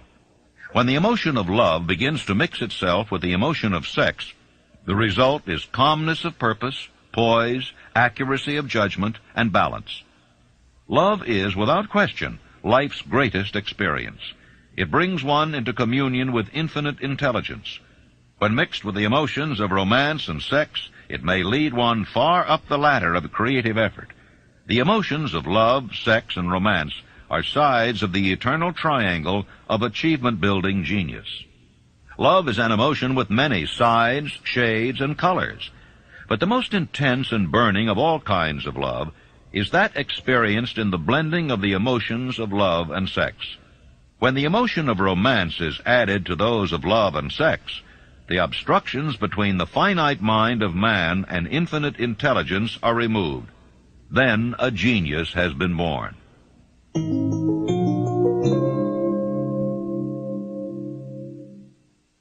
The subconscious mind, the connecting link, the 11th step toward riches. The subconscious mind consists of a field of consciousness in which every impulse of thought that reaches the conscious mind through any of the 5 senses is classified and recorded, and from which thoughts may be recalled or withdrawn as letters may be taken from a filing cabinet. It receives and files sense impressions or thoughts regardless of their nature. You may voluntarily plant in your subconscious mind any plan, thought, or purpose which you desire to translate into its physical or monetary equivalent. The subconscious acts first on the dominating desires which have been mixed with emotional feelings, such as faith. You cannot entirely control your subconscious mind, but you can voluntarily hand over to it any plan, desire, or purpose which you wish transformed into concrete form. After you have accepted as a reality the existence of the subconscious mind and understand its possibilities as a medium for transmuting your desires into their physical or monetary equivalent, you will comprehend the full significance of the instructions given in the chapter on desire. You will also understand why you have been repeatedly admonished to make your desires clear and to reduce them to writing. You will also understand the necessity of persistence in carrying out instructions. The 13 principles are the stimuli with which you acquire the ability to reach and to influence your subconscious mind. Do not become discouraged if you cannot do this upon the first attempt. Remember that the subconscious mind may be voluntarily directed only through habit under the directions given in the chapter on faith. You have not yet had time to master faith. Be patient. Be persistent.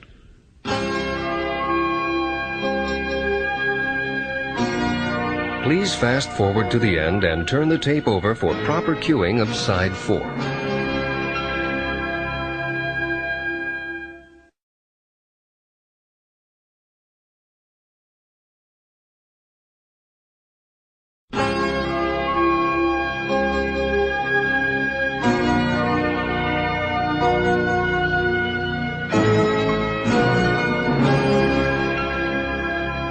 All thought impulses intended for transmutation into their physical equivalent, voluntarily planted in the subconscious mind, must pass through the imagination and be mixed with faith. The mixing of faith with a plan or purpose intended for submission to the subconscious mind may be done only through the imagination. From these statements, you will readily observe that voluntary use of the subconscious mind calls for coordination and application of all the principles. You are preparing yourself to influence and control the inner audience of your subconscious mind in order to hand over to it the desire for money, which you wish transmuted into its monetary equivalent. It is essential, therefore, that you understand the method of approach to this inner audience. You must speak its language, or it will not heed your call. It understands best the language of emotion or feeling. Let us therefore describe here the 7 major positive emotions and the 7 major negative emotions, so that you may draw upon the positives and avoid the negatives when giving instructions to your subconscious mind. The 7 major positive emotions: the emotion of desire, the emotion of faith, the emotion of love, the emotion of sex, the emotion of enthusiasm, the emotion of romance, the emotion of hope. There are other positive emotions, but these are the 7 most powerful and the ones most commonly used in creative effort. Master these 7 emotions. They can be mastered only by use, and the other positive emotions will be at your command when you need them. Remember in this connection that you are studying a book which is intended to help you develop a money consciousness by filling your mind with positive emotions. The 7 major negative emotions to be avoided: the emotion of fear, the emotion of jealousy, the emotion of hatred, the emotion of revenge, the emotion of greed, the emotion of superstition, the emotion of anger. Positive and negative emotions cannot occupy the mind at the same time. One or the other must dominate. It is your responsibility to make sure that positive emotions constitute the dominating influence of your mind. Here the law of habit will come to your aid. Form the habit of applying and using the positive emotions. Eventually they will dominate your mind so completely that the negatives cannot enter it. Only by following these instructions literally and continuously can you gain control over your subconscious mind. The presence of a single negative in your conscious mind is sufficient to destroy all chances of constructive aid from your subconscious mind.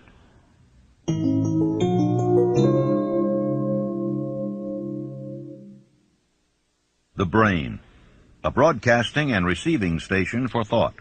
The 12th step toward riches. More than 40 years ago, the author, working in conjunction with the late Dr. Alexander Graham Bell and Dr. Elmer R. Gates, observed that every human brain is both a broadcasting and receiving station for the vibration of thought.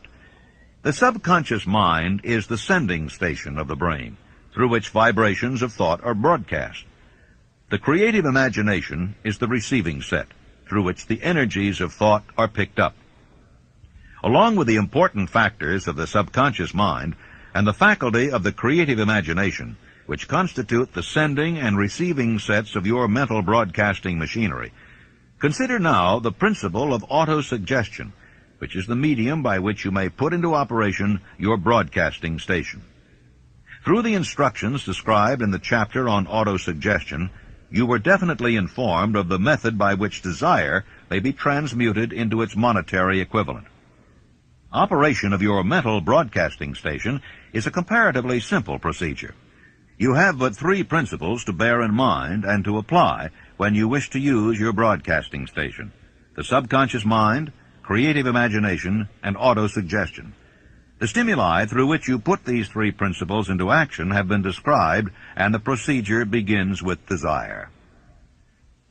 The greatest forces are intangible. Through the ages which have passed, man has depended too much upon his physical senses, and has limited his knowledge to physical things, which he could see, touch, weigh, and measure. We are now entering the most marvelous of all ages, an age which will teach us something of the intangible forces of the world about us. Perhaps we shall learn, as we pass through this age, that the other self is more powerful than the physical self we see when we look into a mirror. Sometimes men speak lightly of the intangibles, the things which they cannot perceive through any of their 5 senses, and when we hear them, it should remind us that all of us are controlled by forces which are unseen and intangible. The whole of mankind has not the power to cope with nor to control the intangible force wrapped up in the rolling waves of the ocean. Man has not the capacity to understand the intangible force of gravity, which keeps this little earth suspended in space, and keeps man from falling from it, much less the power to control that force. Man is entirely subservient to the intangible force which comes with a thunderstorm, and he is just as helpless in the presence of the intangible force of electricity. Nor is this by any means the end of man's ignorance in connection with things unseen and intangible. He does not understand the intangible force and intelligence wrapped up in the soil of the earth, the force which provides him with every morsel of food he eats, every article of clothing he wears, every dollar he carries in his pockets. The power of thought is the only thing over which you have complete, unchallenged, and unchallengeable control. Controlled by power of will. In giving human beings control over but one thing, the Creator must have chosen the most important of all things. This is a stupendous fact that merits your most profound consideration. If you give it this sort of consideration, you will discover for yourself the rich promises available to those who become masters of their own mind power through self-discipline.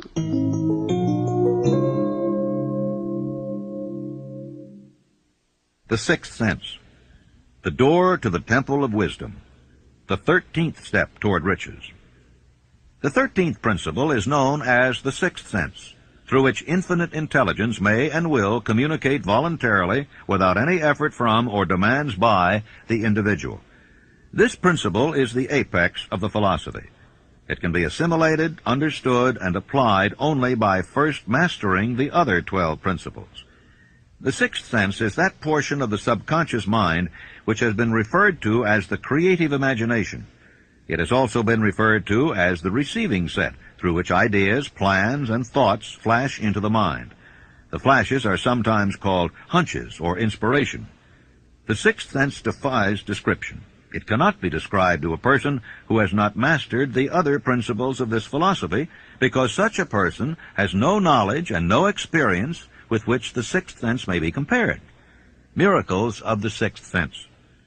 The author is not a believer in, nor the advocate of miracles, for the reason that he has enough knowledge of nature to understand that nature never deviates from her established laws.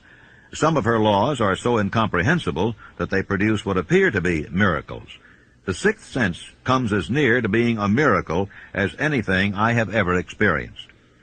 This much the author does know, that there is a power or a first cause or an intelligence which permeates every atom of matter and embraces every unit of energy perceptible to man, that this infinite intelligence converts acorns into oak trees, causes water to flow downhill in response to the law of gravity, follows night with day and winter with summer, each maintaining its proper place and relationship to the other.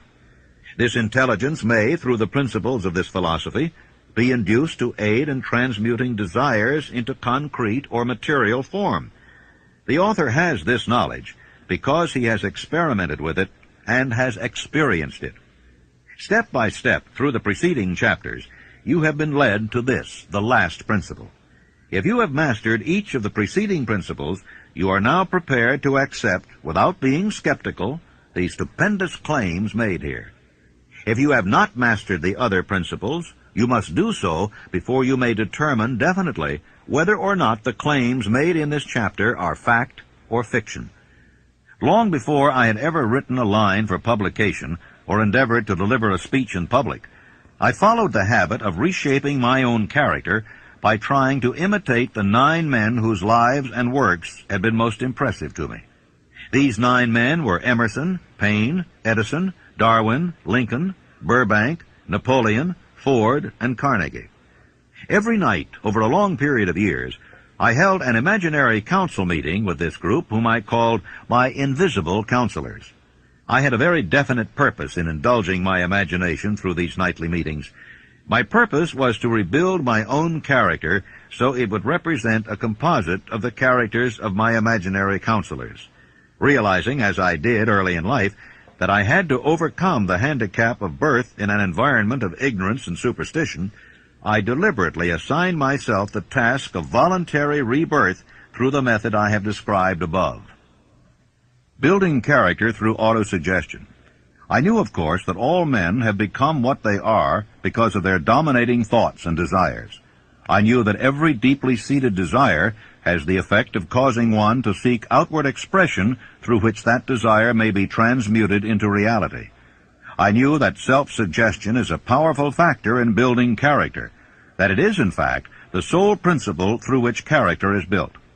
With this knowledge of the principles of mind operation, I was fairly well armed with the equipment needed in rebuilding my character. In these imaginary council meetings, I called on my cabinet members for the knowledge I wished each to contribute.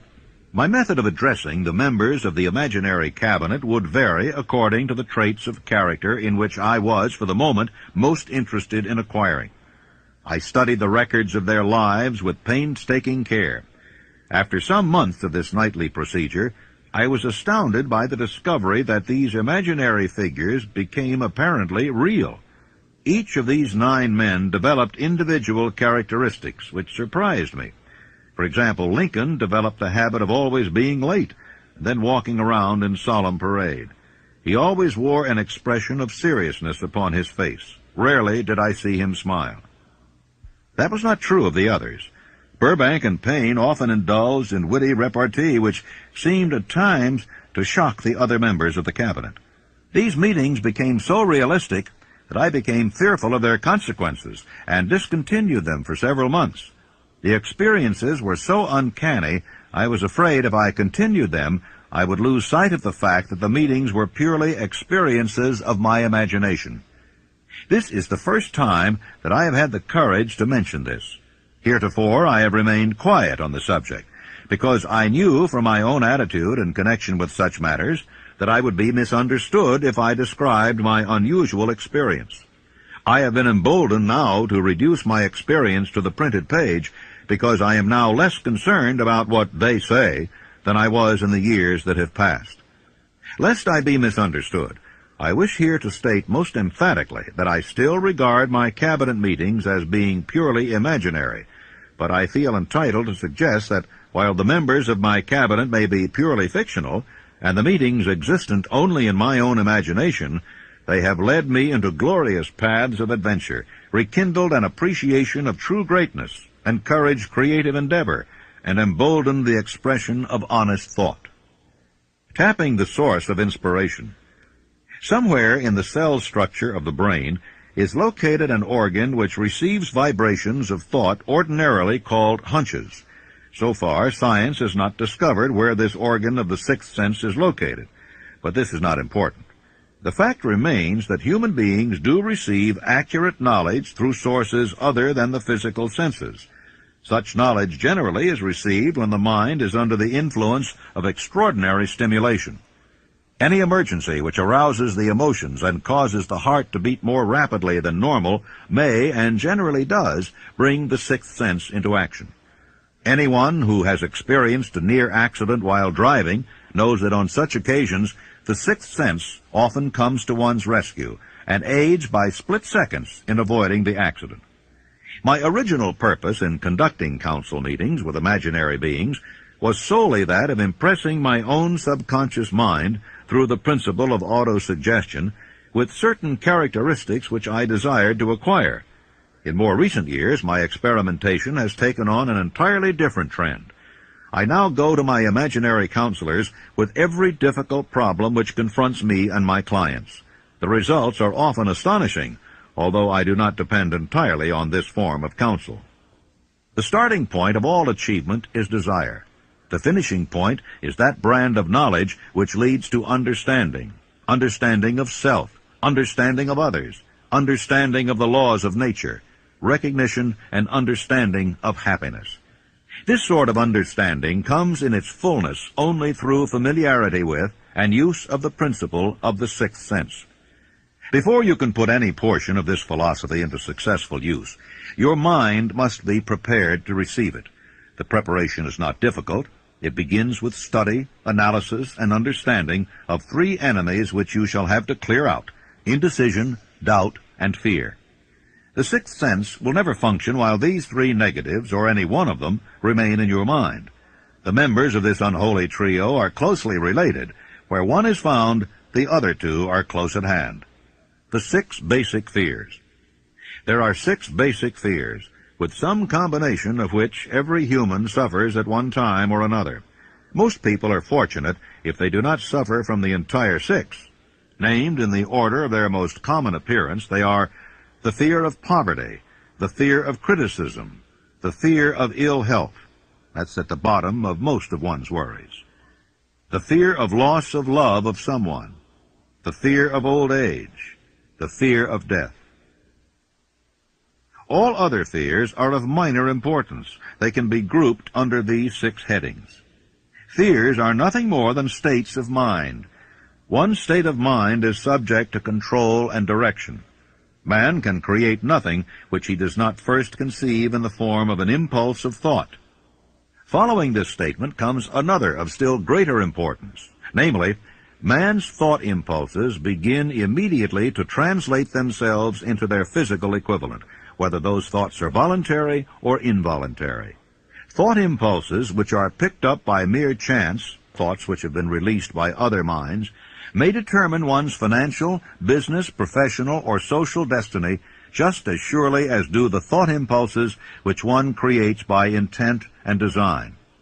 We are here laying the foundation for the presentation of a fact of great importance to the person who does not understand why some people appear to be lucky, while others of equal or greater ability, training, experience, and brain capacity seem destined to ride with misfortune. This fact may be explained by the statement that every human being has the ability to completely control his own mind, and with this control, obviously, every person may open his mind to the tramp thought impulses which are being released by other brains, or close the doors tightly and admit only thought impulses of his own choice. Nature has endowed man with absolute control over but one thing, and that is thought. This fact, coupled with the additional fact that everything which man creates begins in the form of a thought, leads one very near to the principle by which fear may be mastered. If it is true that all thought has a tendency to clothe itself in its physical equivalent, and this is true beyond any reasonable room for doubt, it is equally true that thought impulses of fear and poverty cannot be translated into terms of courage and financial gain. The 6 basic fears become translated into a state of worry through indecision. Relieve yourself forever of the fear of death by reaching a decision to accept death as an inescapable event. Whip the fear of poverty by reaching a decision to get along with whatever wealth you can accumulate without worry. Put your foot upon the neck of fear of criticism by reaching a decision not to worry about what other people think, do, or say. Eliminate the fear of old age by reaching a decision to accept it, not as a handicap, but as a great blessing which carries with it wisdom, self-control, and understanding not known to youth. Acquit yourself of the fear of ill health by the decision to forget symptoms. Master the fear of loss of love by reaching a decision to get along without love if that is necessary. Kill the habit of worry in all its forms by reaching a general blanket decision that nothing which life has to offer is worth the price of worry. With this decision will come poise, peace of mind, and calmness of thought, which will bring happiness. A man whose mind is filled with fear not only destroys his own chances of intelligent action, but he transmits these destructive vibrations to the minds of all who come into contact with him, and also destroys their chances. The devil's workshop. In addition to the 6 basic fears, there is another evil by which people suffer. It constitutes a rich soil in which the seeds of failure grow abundantly. It is so subtle that its presence often is not detected. This affliction cannot properly be classed as a fear. It is more deeply seated and more often fatal than all of the 6 fears. For want of a better name, let us call this evil susceptibility to negative influences. Men who accumulate great riches always protect themselves against this evil. The poverty-stricken never do. Those who succeed in any calling must prepare their minds to resist the evil. If you are reading this philosophy for the purpose of accumulating riches, you should examine yourself very carefully to determine whether you are susceptible to negative influences. If you neglect this self-analysis, you will forfeit your right to attain the object of your desires. How to protect yourself against negative influences. To protect yourself against negative influences, whether of your own making or the result of the activities of negative people around you, recognize that you have a willpower and put it into constant use until it builds a wall of immunity against negative influences in your own mind.